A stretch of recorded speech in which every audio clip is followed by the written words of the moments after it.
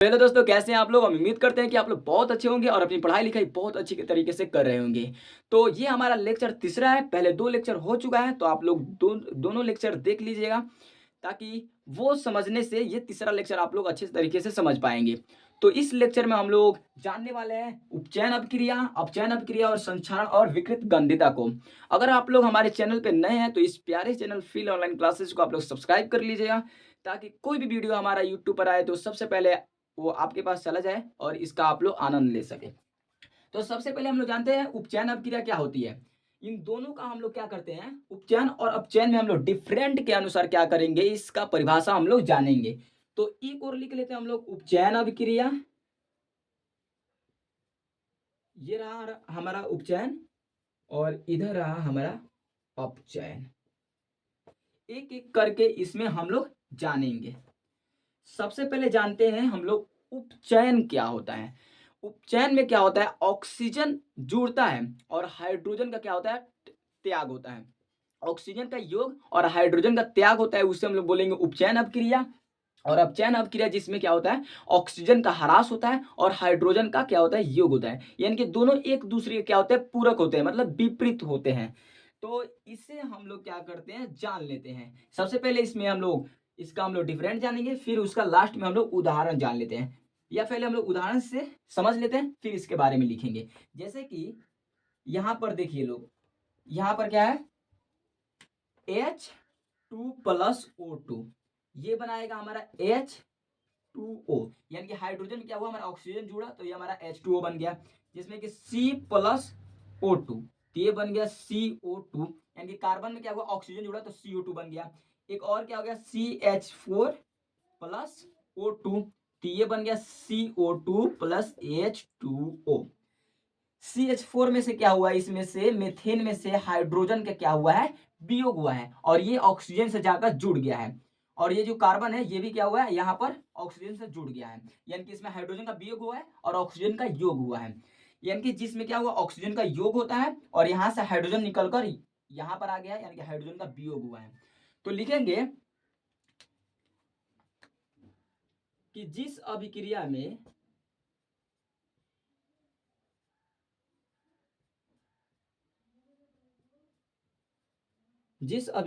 में ऑक्सीजन का योग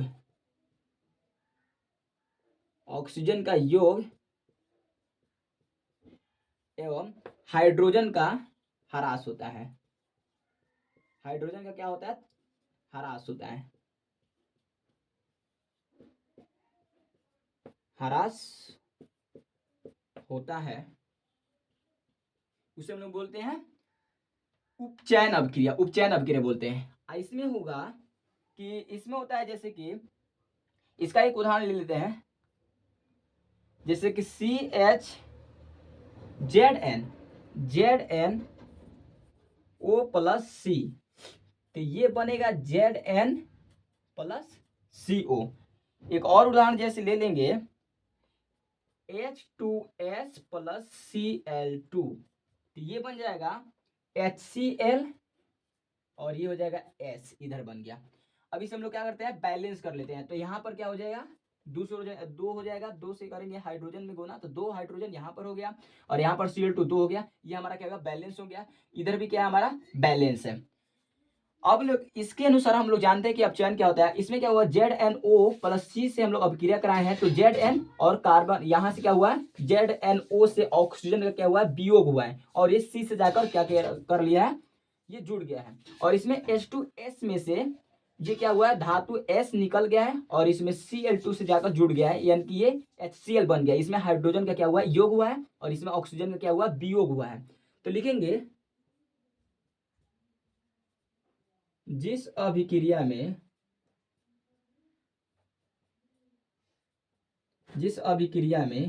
इसमें हाइड्रोजन का योग होता है,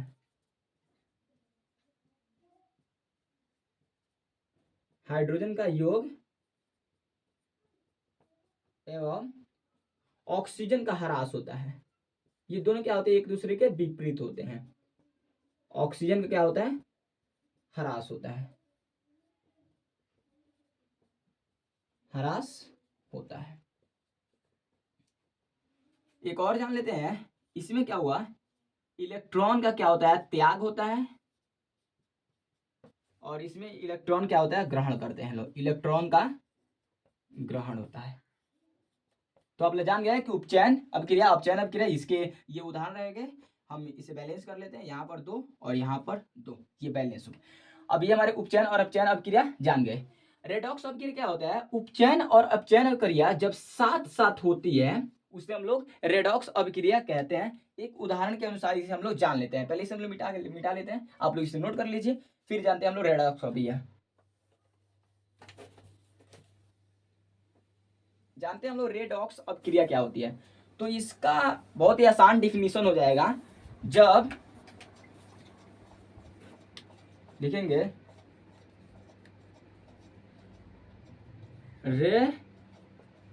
रेडॉक्स अभिक्रिया,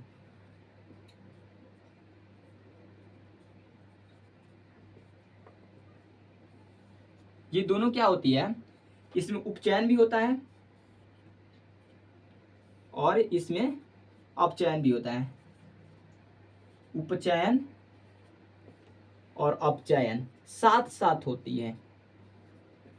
जैसे कि एक उदाहरण से समझ लेते हैं, जैसे कि ये हो गया हमारा CH4 प्लस O2, ये बनाएगा CO2 प्लस H2O, इसे बैलेंस करते हैं। तो यहाँ पर ऑक्सीजन 2 है, यहाँ पर ऑक्सीजन 2, एक 3 है, तो यहाँ पर क्या कर देंगे, 2 से गुना कर देंगे। तो 2 ऑक्सीजन 4 हो गया, और यहाँ पर 2 ऑक्सीजन है तो इसमें क्या कर देंगे, 2 से गुना कर देंगे, तो 4 हो गया। और यहाँ पर कार्बन 1 है, यहाँ पर कार्बन 1 है, यहाँ पर हाइड्रोजन 4 हुआ है, यहाँ पर हाइड्रोजन भी 2 दूना 4, हमारा ये बैलेंस हो गया। जानते हैं कैसे यह उपचयन और अपचयन दोनों एक साथ होते हैं, कैसे ये रेडॉक्स अभिक्रिया है। ठीक है, तो सबसे पहले जानते हैं, तो CH4 में से क्या हो रहा है, यहाँ पर इसमें से हाइड्रोजन निकल रहा है, यहाँ से CH4 में से हाइड्रोजन निकल कर क्या, कार्बन इसमें ऑक्सीजन जुट रहा है, यानी कि C में क्या हो रहा है, यहाँ पर ऑक्सीजन ये मिल रहा है, तो यहाँ पर होती है उपचयन। लेकिन यही देखा जाए कि ऑक्सीजन में इसमें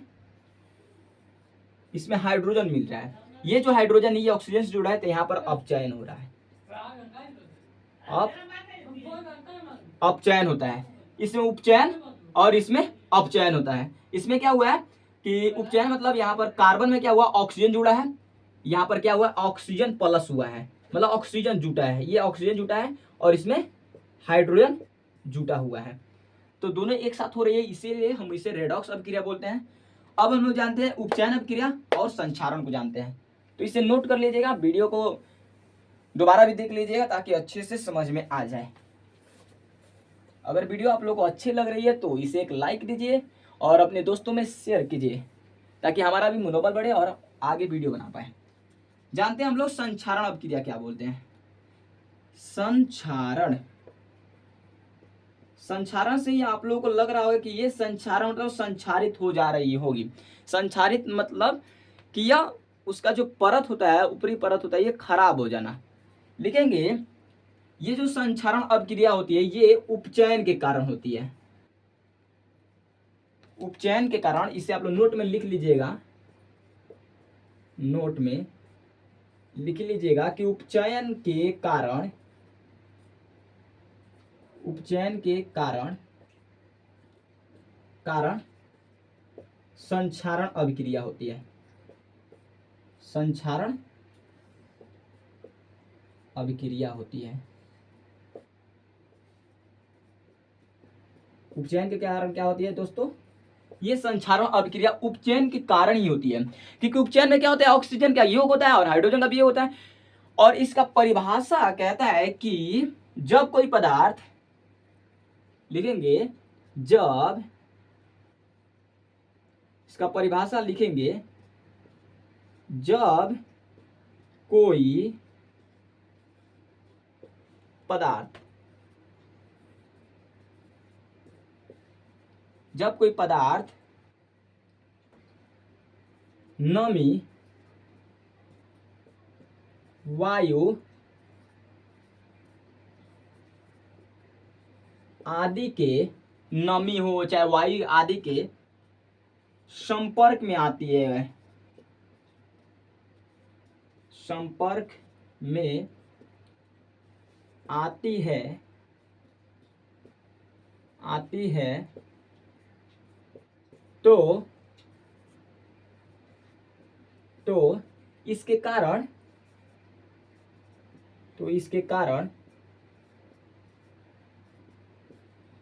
उसकी उसकी ऊपरी परत, ऊपरी परत खराब हो जाती है। ऊपरी परत क्या होती है? खराब हो जाती है, मतलब संक्षारित हो जाती है, खराब हो जाती है। जिस अभिक्रिया को, जिसे चाहे जिसे जिसे हम लोग क्या बोलते हैं? संक्षारण अभिक्रिया बोलते हैं, जिसे हम लोग बोलते हैं संक्षारण, जिसे हम लोग संक्षारण कहते हैं। यानी कि जब कोई पदार्थ होती है वो आसपास की वायु, नमी यानी कि जल के संपर्क में आती है तो उसका जो ऊपर का परत होता है, मान लीजिए ये एक पदार्थ है, इसका जो ये ऊपर का परत होता है ये धीरे धीरे क्या होता है? खराब होने लगता है। इसे हम लोग, और खराब होगा तो ये संक्षारित होने लगती है, जिसे हम लोग क्या बोलते हैं? संक्षारण बोलते हैं। जैसे कि लोहा होता है, लोहा इसे आप लोग कहीं नमी पर रख देंगे, आप लोग देखे भी होंगे कि उसका जो ऊपरी परत होता है हल्का लाल रंग, हल्का भूरा दिखने लगता है, यानी कि उसका ऊपर परत क्या होता है? खराब होने लगता है। उसे अगर हथौड़ा से या कहीं थोड़ा सा भी चोट लगता है तो टूटने लगता है, तो इसे हम लोग क्या बोलते हैं? संक्षारण बोलते हैं। जैसे में लोहा में जंग लगना, इसका उदाहरण क्या हो जाएगा? जैसे लोहा में जंग लगना, लोहा में क्या होगा? जंग लगना हो जाएगा। अब हम जानेंगे, अब उसके बाद हम जानते हैं कि ये क्या होती है? संक्षारण से बचाव। यानी कि इसमें नमी और वायु के संपर्क में आएगी तो संक्षारण अभिक्रिया होगा, और लोहे, जैसे लोहे में जंग लगना एक संक्षारण अभिक्रिया होती है, वायु नमी के संपर्क में रह जाती है। अब हम लोग जानते हैं संक्षारण से हम लोग बचाव कैसे कर सकते हैं। इसे मिटा लेते हैं और इसका संक्षारण से बचाव जानते हैं। ये आप लोग नोट कर लीजिए कि उपचयन ऑक्सीजन के कारण ही ये होता है। ये क्या होता है? ऑक्सीजन के कारण ही क्या हो रहा है? ये उपचयन जो होता है ऑक्सीजन के कारण होता है, और इसी के कारण संक्षारण भी होता रहता है। अब हम लोग जानते हैं कि संक्षारण से आप लोग कैसे बचा सकते हैं। संक्षारण से बचाव, क्योंकि संक्षारण से कोई वस्तु क्या होती है? खराब हो जाती है, जिसके कारण वो अधिक समय तक नहीं टिक पाती है। तो पहला लिखेंगे कि इसे वायु और नमी के संपर्क से दूर रखकर, वायु या नमी से क्या करेंगे? दूर रख देंगे, वायु और नमी से दूर करके। यही ना एक मतलब हो सकती है, तभी ना मतलब हमारा संक्षारण से बचा सकते हैं। दूसरा क्या करेंगे? इसे वायु, इसे हम क्या कर देंगे? इसे पेंट कर देंगे, पेंट करके ऊपर परत पेंट कर देंगे, जिसके कारण क्या होगा? अंदर का जो परत है वो ढक जाएगा, जिससे वो खराब नहीं होगा। तीसरा क्या करेंगे? इसे जस्टीकरण कर देंगे। जस्टीकरण मतलब होता है कि जो हमारा धातु होगा, धातु उसके ऊपर जस्ता का एक पतली परत चढ़ा देंगे, तो क्या होगा? अंदर वाला परत खराब नहीं होगा। जस्टीकरण करके। आज चौथा यसद लेपन करके, यसद लेपन करके, ठीक है। तो इतने से हम लोग क्या कर रहे हैं? संक्षारण से बचा सकते हैं। ये संक्षारण के बचाने के उपाय हैं। तो ये बहुत ही है, ये हमारे बिहार बोर्ड के लिए, BSEB के लिए बहुत ही इंपॉर्टेंट है। तो आप लोग इसे देख लीजिएगा और इसे आराम से याद कर लीजिएगा। बहुत ही ये इंपॉर्टेंट क्वेश्चन है, इसे आप लोग स्टार लगा लीजिए, क्योंकि ये इंपॉर्टेंट है। इसीलिए ये पूछता है, 2 नंबर में आता है कि संक्षारण से बचाव के उपाय, तो आप इसमें से कोई 2 लिख लीजिएगा। ये बचाने के उपाय हैं। अब हम लोग जानते हैं कि विकृत गंधिता क्या कहलाती है। इसे हम लोग मिटा लेते हैं, आप इसे अच्छे से इसे नोट कर लीजिए, ठीक है। अब इसे हम लोग जानते हैं, इसे सब किसी को मिटा लेते हैं, क्योंकि इसमें हम लोग सब किसी को जान चुके हैं कि रेडॉक्स क्या होती है, उपचयन और अपचयन क्या होता है। अब हम लोग जानते हैं कि विकृत गंधिता क्या कहलाती है। ये रहा हमारा विकृत गंधिता। विकृत गंधिता, इसका बहुत ही मतलब अच्छा सा डेफिनेशन कि वसा तेल या नमी के संपर्क में आकर क्या होती है, खाद्य पदार्थ जो भी होती है वो क्या होती है, खराब होने लगती है, उसमें से बास आने लगता है, वो खराब मतलब महकने लगती है। लिखेंगे वसा तेल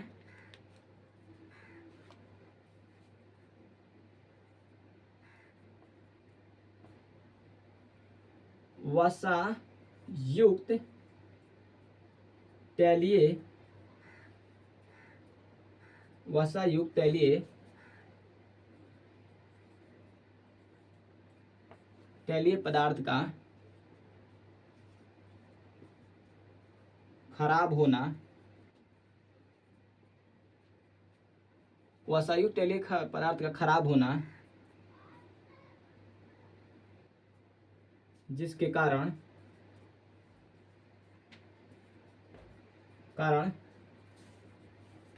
उसमें से खराब गंध आने लगती है,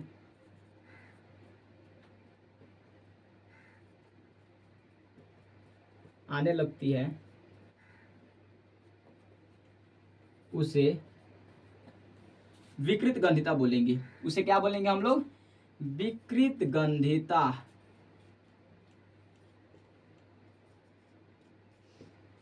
उसे हम लोग बोलते हैं विकृत गंधिता, उसे विकृत गंधिता कहते हैं।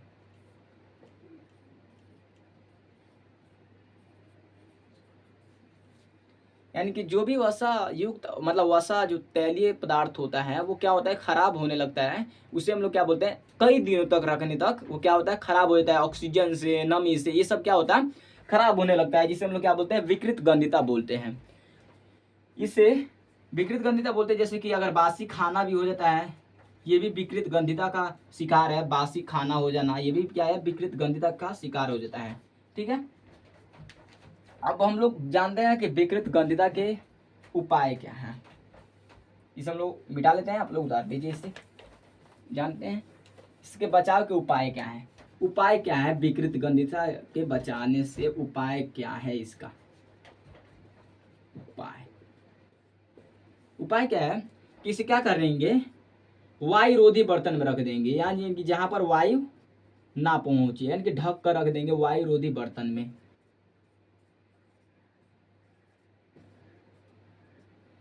क्या कर देंगे, वायुरोधी बर्तन में रखेंगे। उसके बाद क्या कर देंगे, इसे ऑक्सीजन से वायुरोधी बर्तन में इसे रख देंगे। उसके बाद क्या करेंगे, एक और होता है, ये हमारा बचाने के उपाय हो गया। और एक नोट में लिखेंगे कि चिप्स की थैली जो होती है, चिप्स की जो थैली होती है उसमें N2 गैस भरा होता है, N2 गैस भरा होता है, जिसके कारण क्या होता है, N2 गैस भरा होता है, जिसके कारण क्या होता है, जो भी वो कुरकुरे होते हैं या जो भी जो खाने लायक होते हैं वो उसमें N2 गैस भर दिया जाता है, जिसके कारण ये हल्का गैस होता है, जिसके कारण वो खराब नहीं होती है, विकृत नहीं हो पाती है। तो ये नोट में लिख लीजिएगा, चिप्स के थैली में N2 भरा जाता है। तो ये रहा हमारा इसका उपाय, इसे भी आप लोग नोट कर लीजिएगा। तो ये क्लास यहीं तक एंड हो जाता है। इस क्लास में जो भी हमने पढ़ाया है उसको ध्यान से देख लीजिएगा और याद कर लीजिएगा। यहाँ से जरूर आपका 2 या 3 नंबर जरूर आपका बन जाएगा। तो आप लोग इसे याद कर लीजिएगा ताकि आपके बोर्ड की परीक्षा में ज़्यादा से ज़्यादा क्या कर रहे, हेल्प कर सके। ये वीडियो आप लोगों को कैसा लगा आप लोग जरूर बताइएगा। और हम लोग मिलते हैं अगले सेशन में, तब तक के लिए जय हिंद और वंदे मातरम।